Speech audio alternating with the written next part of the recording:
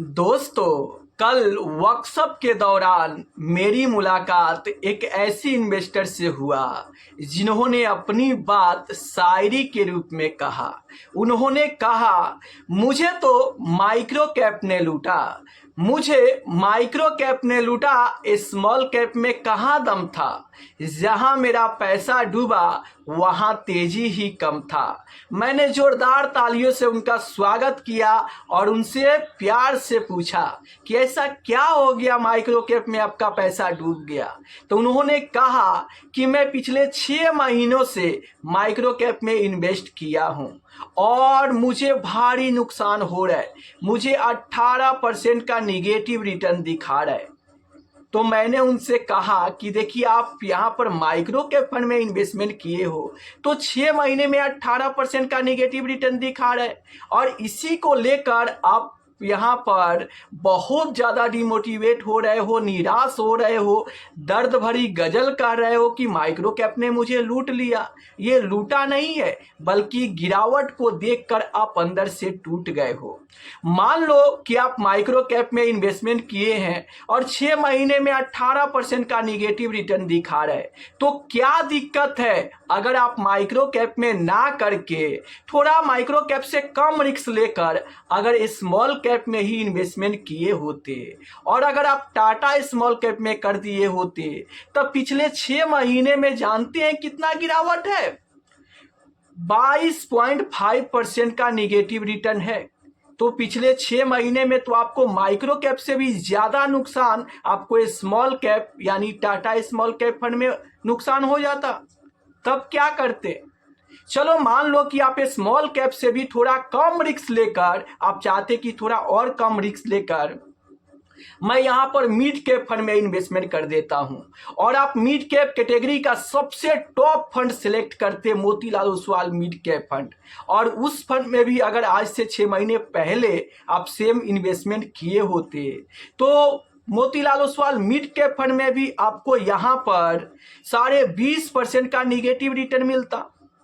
तो आप देखो, माइक्रो कैप में आप ज्यादा रिस्क लेकर इन्वेस्टमेंट किए हो तो 6 महीने में आपको सिर्फ 18% का ही निगेटिव रिटर्न मिला है।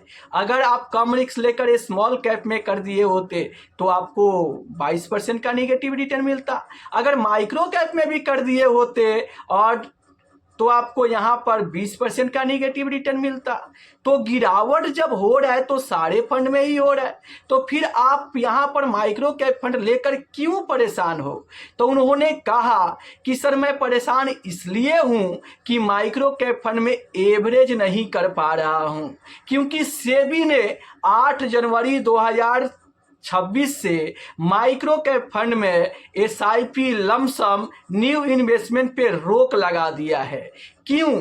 क्योंकि सेबी का कहना है कि माइक्रो कैप के लिए कोई अलग से कैटेगरी मैंने नहीं बनाया है, इसलिए फिलहाल माइक्रो कैप फंड को बंद कर दिया जाए। तो 8 जनवरी 2026 से माइक्रो कैप फंड में न्यू इन्वेस्टमेंट बंद है। अब उनका कहना है कि मैं एवरेज नहीं कर पा रहा हूं। तो मैंने उनको प्यार से कहा कि देखो, बीते हुए कल को लेकर रोना ये कोई अच्छी बात नहीं है। स्मार्ट इन्वेस्टर वो होते हैं जो बीते हुए कल को लेकर रोते नहीं है, बल्कि आज क्या करना है उस पे काम करना शुरू कर देते हैं। आप अगर इन्वेस्टमेंट करते हो तो सिर्फ एक ही फंड तो आपके पोर्टफोलियो में माइक्रो कैप फंड नहीं होगा, इसके अलावा तो और कुछ फंड होंगे। तो अगर माइक्रो कैप फंड में इन्वेस्टमेंट बंद हो गया तो आपके पोर्टफोलियो में अगर स्मॉल कैप फंड है, मिड कैप फंड है, तो उस फंड में आप यहां पर एवरेज करना शुरू कर दीजिए। जो भी पैसा आपके पास में है तो आप यहां पर स्मॉल कैप फंड में, मिड कैप फंड में एवरेज करो, तो आपका प्रॉब्लम तो सॉल्व हो जा रहा है।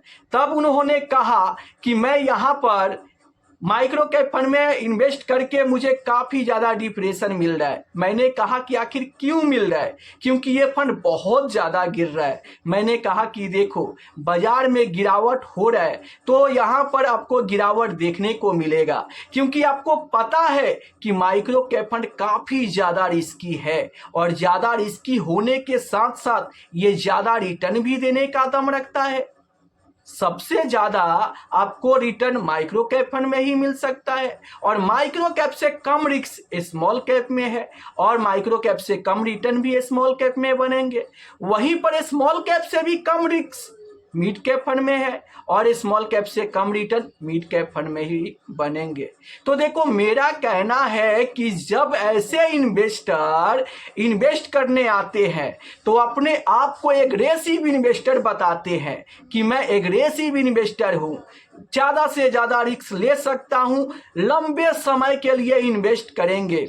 आप कोई ऐसा फंड बताओ जहां पे मुझे ज़्यादा से ज़्यादा रिटर्न मिल सके, और अपने आप को एक एग्रेसिव इन्वेस्टर बताकर माइक्रो कैप फंड में, स्मॉल कैप फंड में इन्वेस्टमेंट कर देते हैं। और जब गिरावट होता है तो सिर्फ बाजार ही नहीं गिरता है, बल्कि बाजार के साथ साथ इन्वेस्टर भी गिर जाते हैं।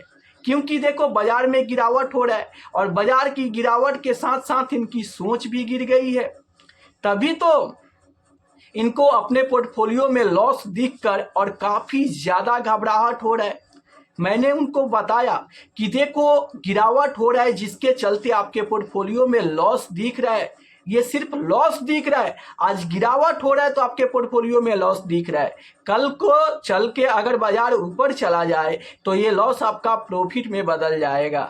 इसीलिए आपको यहाँ पर घबराना नहीं चाहिए। अब देखो, क्यों गिरावट हो रहा है, आप लोगों को पता है कि यहाँ पर अमेरिका ईरान का लड़ाई चल रहा है, जिसके चलते पूरा ग्लोबल मार्केट यहाँ पर टेंशन में है और लगातार गिरावट हो रहा है। सिर्फ इंडिया में ही नहीं, आप पूरा ग्लोबल मार्केट की बात करो तो गिरावट हो रहा है। गिरावट का सबसे बड़ा कारण यहाँ पर FII की बिकवाली है, क्योंकि विदेशी निवेशक यहाँ पर भर भर के बिकवाली कर रहे हैं। क्यों कर रहे हैं? क्योंकि डॉलर्स के अगेंस्ट रुपया गिर रहा है, उनको इंडियन बाजार में पैसा बनते हुए नहीं दिख रहा है। उनको लगता है कि किसी दूसरे बाजार में अच्छा रिटर्न बन सकता है, इसलिए इंडियन बाजार से पैसा निकाल कर भाग रहे हैं, जिसके चलते बाजार में गिरावट हो रहा है, और इसका असर म्यूचुअल फंड के NAV पर पड़ रहा है।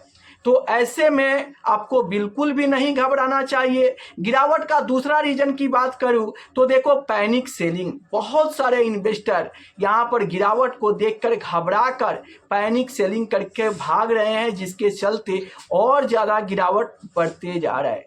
तो देखो, अगर आप माइक्रो कैप फंड में या स्मॉल कैप फंड में, मिड कैप फंड में इन्वेस्टमेंट किए हो और आपका फंड में लगातार गिरावट हो रहा है, तो आपको बिल्कुल भी यहाँ पर डरना नहीं चाहिए। अपने SIP को बंद नहीं करना चाहिए, क्योंकि अगर इस समय पर आप अपने SIP को बंद कर दिए तो आप सस्ते NAV में यूनिट ज़्यादा नहीं खरीद पाओगे, जिसके कारण आपको लंबे समय में यहाँ पर उतना ज़्यादा फायदा नहीं मिलेगा जितना ज़्यादा फायदा अभी की खरीदारी पर आपको मिलेगा।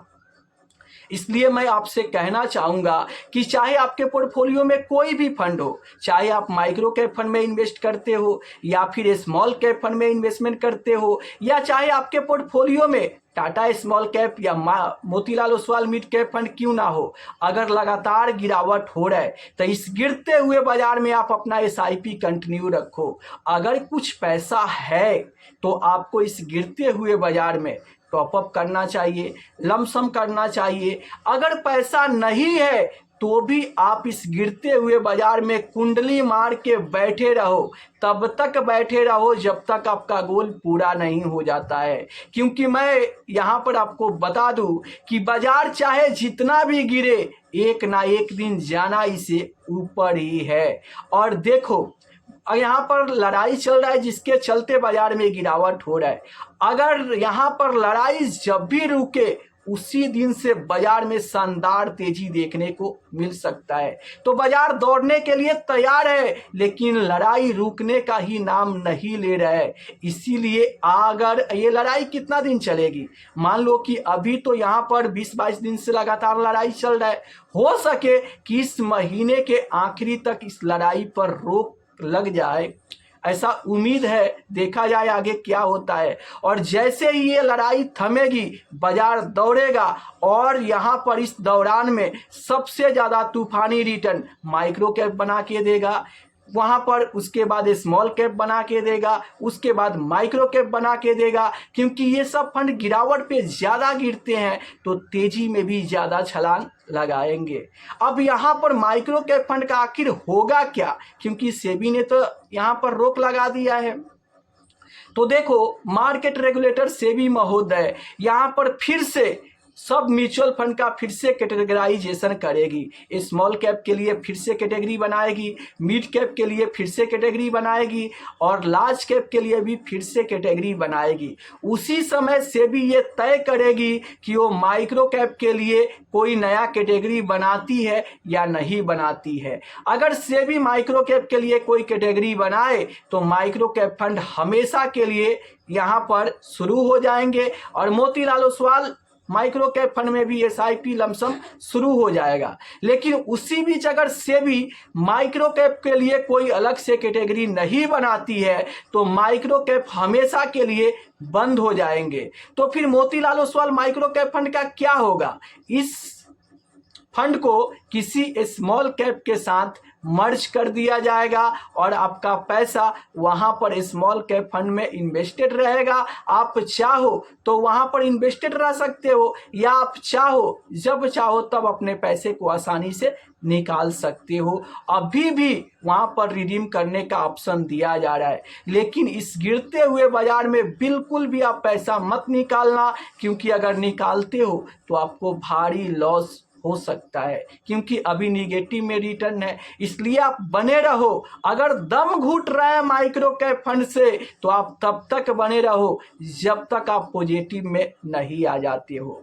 जब आप निकलना ही चाहते हो तो जैसे ही आपके पोर्टफोलियो का जो निगेटिव रिटर्न है वो पॉजिटिव में दिखने लगे, उस समय आप चाहो तो किसी स्मॉल कैप फंड में आप स्विच कर जाना या फिर आप पैसा निकाल कर किसी स्मॉल कैप फंड में इन्वेस्ट कर देना। लेकिन इस गिरते हुए बाजार में आपको बने रहना चाहिए। आप लोगों को क्या लगता है कि माइक्रो कैप फंड के साथ क्या करना चाहिए? आप लोग अपनी राय नीचे कमेंट बॉक्स में ज़रूर देना।